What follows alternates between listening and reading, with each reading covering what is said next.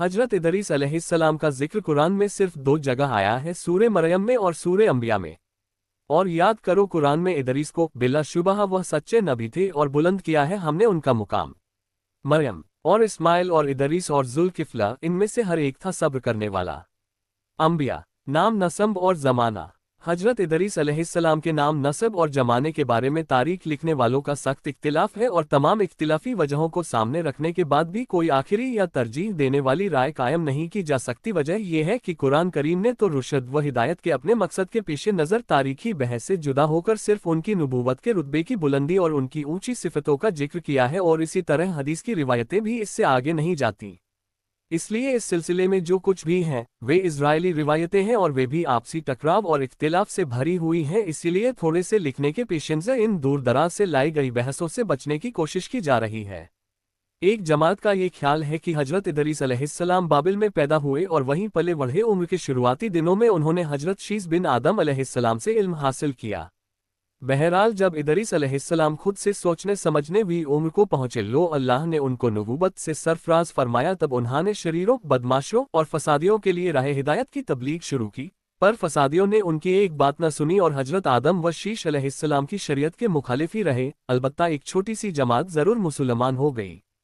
हजरत इदरीस अलैहिस्सलाम ने जब ये रंग देखा तो वहां से हिजरत का इरादा किया और अपने मानने वालों को हिजरत कर जाने के लिए कहा। इदरीस अलैहिस्सलाम की पैरवी करने वालों ने जब ये सुना तो उनको वतन का छोड़ना बहुत गसम गुजरा और कहने लगे कि बाबिल जैसा वतन हमको कहाँ नसीब हो सकता है। हजरत इदरीस अलैहिस्सलाम ने तसल्ली देते हुए फरमाया कि अगर तुम ये तकलीफ अल्लाह के रास्ते में उठाते हो तो उसकी रहमत बहुत फैली हुई है, उसका अच्छा बदला जरूर देगा। बस हिम्मत ना हारो और अल्लाह के हुक्म के आगे सरे नियाज झुका दो। मुसलमानों की रजामंदी के बाद हजरत इदरीस और उनकी जमात मिस्र की तरफ हिजरत कर गई और नील के किनारे एक अच्छी जगह चुनकर के सुकूनत अपना ली।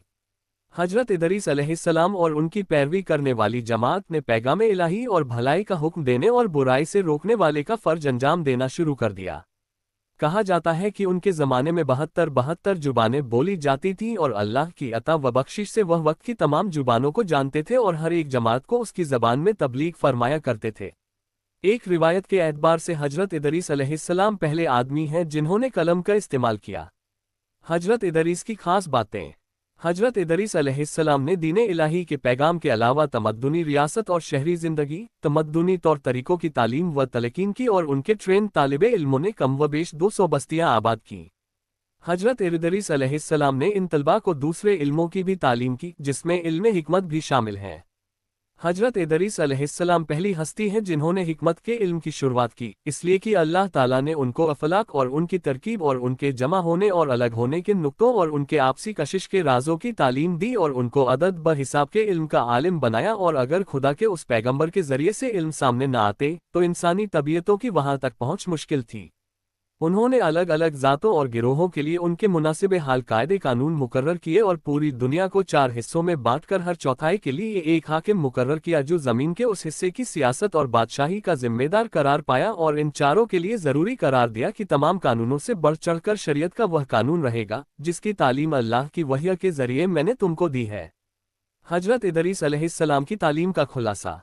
अल्लाह की हस्ती और उसकी तौहीद पर ईमान लाना, सिर्फ कायनात पैदा करने वाले की परस्तिश करना, आखिरत के अजाब से बचाने के लिए भले अमलों को ढाल बनाना, दुनिया से बेनियाजी, तमाम मामलों में अदल व इंसाफ को सामने रखना, मुनकर्रर किए हुए तरीकों पर अल्लाह की इबादत करना, अयाम बीज के रोज़े रखना, इस्लाम के दुश्मनों से जिहाद करना, ज़कात अदा करना, पाकी सफाई के साथ रहना, खास तौर से जनाबत, कुत्ते और सुअर से बचना, हर नशीली चीज़ों से परहेज करना।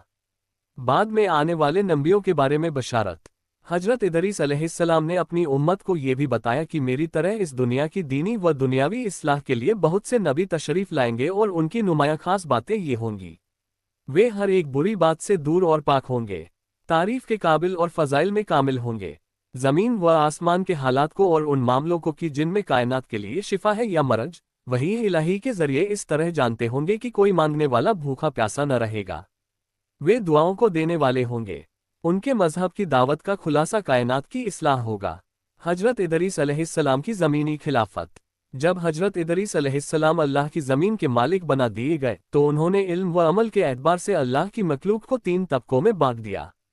काहिन बादशाह, रियायत प्रजा और तरतीब के एतबार से उनके दर्जे तय किए।